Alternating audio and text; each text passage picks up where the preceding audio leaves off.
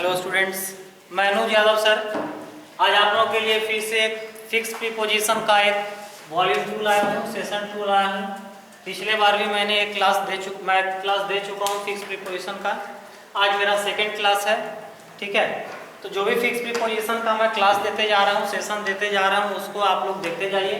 क्योंकि अपने सेशन में मैंने क्या किया है कि एक समान वर्ड जो एक समान प्रीपोजिशन को साथ में रखते हैं, फिक्स प्रीपोजिशन को रखते हैं, उनको मैंने एक जगह कलेक्ट करके सबको आप लोगों को बताया ताकि आप लोगों को याद करने में सहूलियत हो, ठीक है। तो चलिए आज चलते हैं हम नेक्स्ट पॉइंट पर। तो नेक्स्ट पॉइंट में यहाँ ध्यान दीजिए, फिक्स प्रीपोजिशन का नेक्स्ट क्लास में है। सबसे पहला हम लेते हैं, ये देखिए सामने लिखा हुआ है आपका, इच्छा रखने के भाव में या ललायित रहने के भाव में, ललायित, या इसी को कहते हैं तरसना, या इसी को कहते हैं इच्छा रखना। इस भाव में ये सारे वर्ड दिए हुए हैं। सबसे पहला हमारा है विश, फिर है long, crave, desire, yearned, thirsted, urge, find, aspired, appetite और पैशन। ये जितने भी वर्ब हैं, इन सब के साथ आने वाला प्रीपोजिशन हमेशा होता है फॉर, ठीक है। और ये अपने साथ हमेशा फॉर प्रीपोजिशन को रखते हैं। इन सब का हिंदी अर्थ होता है ललायित रहना, इच्छा रखना, तरसना, सबका हिंदी अर्थ सेम होता है।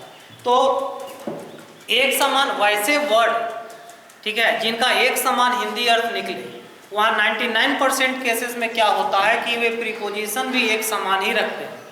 यही कारण है कि इन सारे प्रीपोजिशंस को, इन सारे वर्ब को, वर्ड्स को मैंने एक जगह कलेक्ट करके दिया है जो एक समान प्रीपोजिशन रखते हैं और सबका हिंदी अर्थ क्या होता है, सेम होता है, ठीक है। तो ये जो भी वर्ड आपके सामने फर्स्ट में दिख रहे हैं, तो उनका सबका हिंदी रखना होता है इच्छा रखना, तरसना, ललायित रहना। और ये सारे अपने साथ हमेशा फॉर प्रीपोजिशन को ही रखते हैं, कभी भी किसी दूसरे प्रीपोजिशन को नहीं रखते हैं। लेकिन इसमें एक बात आप लोगों को याद रखने की चीज है, ये जो डिजायर दिया हुआ है ना, यहाँ जो आपका डिजायर दिया हुआ है, इससे रिलेटेड एक बात है, ध्यान रखना है क्या कि डिजायर के जगह पर कभी कभी डिजायरस भी होता है, ठीक है। तो डिजायर अपने साथ नो डाउट फॉर रखेगा, लेकिन डिजायरस रहेगा तो वहां लगाना है क्या, ऑफ, ठीक है। तो डिजायर अपने साथ फॉर रखता है और डिजायरस अपने साथ ऑफ रखता है, ये ध्यान रखना है। और ये बहुत ही इंपॉर्टेंट बात है, इससे क्वेश्चन एग्जाम में आता है। No doubt, wish, long, crave, desire, yearn, thirsted, urge, find, aspire, appetite, passion, ये सारा अपने साथ फॉर रखेगा। लेकिन यहाँ ध्यान देना है क्या, डिजायर की बात, तो डिजायर की जगह डिजायरस होगा तो वो अपने साथ फॉर नहीं बल्कि क्या रखेगा, ऑफ रखेगा, ठीक है। नेक्स्ट आते हैं अगले वर्ड में।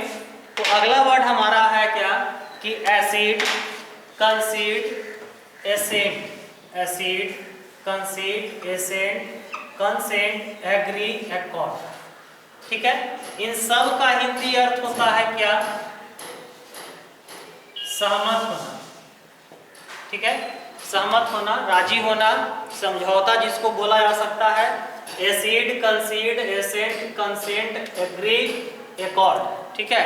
इसी में कनकॉर्ड भी होता है। चलिए हटाइए उसको बात को। अब यहाँ पर नोट में यहाँ हम एक बात आपको लिखे हैं क्या कि देखो, कंप्लाई और एबाइड, कनक्योर, गो एलॉन्ग, एक्वेंस, ये सारे का हिंदी अर्थ भी होता है एग्री। सबका हिंदी अर्थ क्या होता है, एग्री, सहमत होना। इनका भी हिंदी एग्री, सहमत होना। लेकिन अंतर क्या है कि ये सारे जो है अपने साथ कौन सा प्रीपोजिशन रखते थे, टू रखते थे, ठीक है।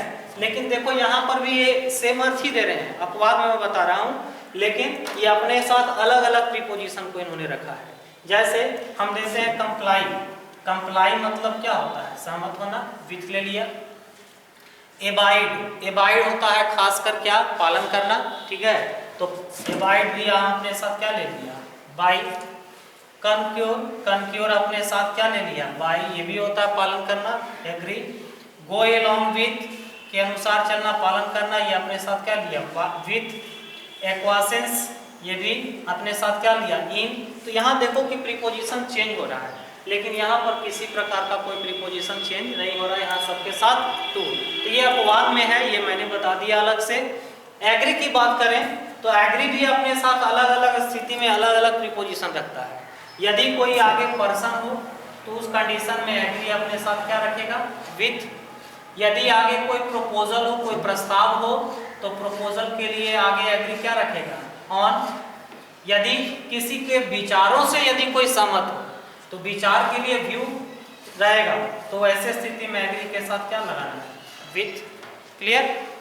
नेक्स्ट आते हैं अगला, bank on, bank, depend, rely, fall back, count, rest. Bank मतलब आप समझते होंगे पैसा निकालने वाला बैंक, लेकिन वो बैंक नहीं है। एक बैंक होता है नदी का किनारा भी। देखो आप लोगों को प्रीपोजिशन तो यहाँ क्लियर हो रहा है, साथ ही साथ आपका वर्ड पावर भी अच्छा हो रहा है, इसलिए बारीकी से मेरे क्लास में बने रहें।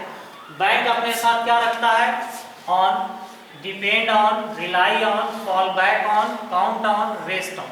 इन सारे का हिंदी अर्थ होता है क्या, निर्भर होना, ठीक है, या आश्रित होना। सब अपने साथ क्या रखा, ऑन रखा, कोई प्रॉब्लम। यहाँ पर बैंक भी, depend, rely, fall back, count, rest सब अपने साथ क्या रखा, ऑन। सबका हिंदी होता है निर्भर होना।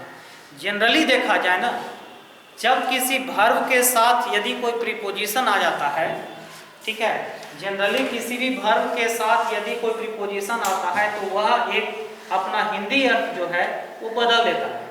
बदल देता है किस मायने में कि वो अपना जो एग्जैक्ट अर्थ होता है वर्ब का वो नहीं रहता, वो बदल जाता है, वर्बियल फ्रेज वो कहलाता है, ठीक है, या प्रीपोजिशनल फ्रेज।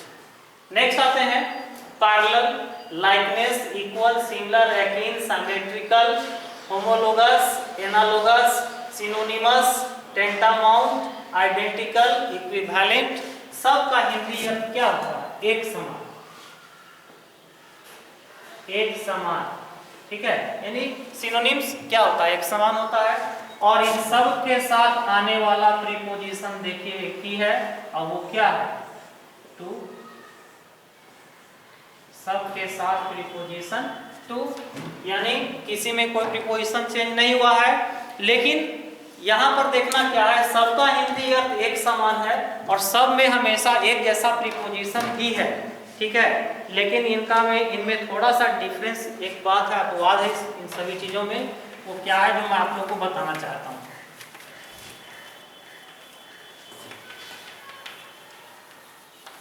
चलिए, अपवाद क्या है जो देखिएगा। अपवाद है एक समान दिखने में हम एलाइक का भी यूज करते हैं, ठीक है, फिर रिजेंबल का भी यूज करते हैं। लेकिन ध्यान दोगे कि ये सारे एक समान दिखने के भाव में तो अपने साथ क्या रखा, टू। लेकिन यहाँ पर एलाइक और रिजेंबल ये दोनों अपने साथ कभी भी किसी प्रीपोजिशन को नहीं रखते हैं, मतलब नो प्रीपोजिशन।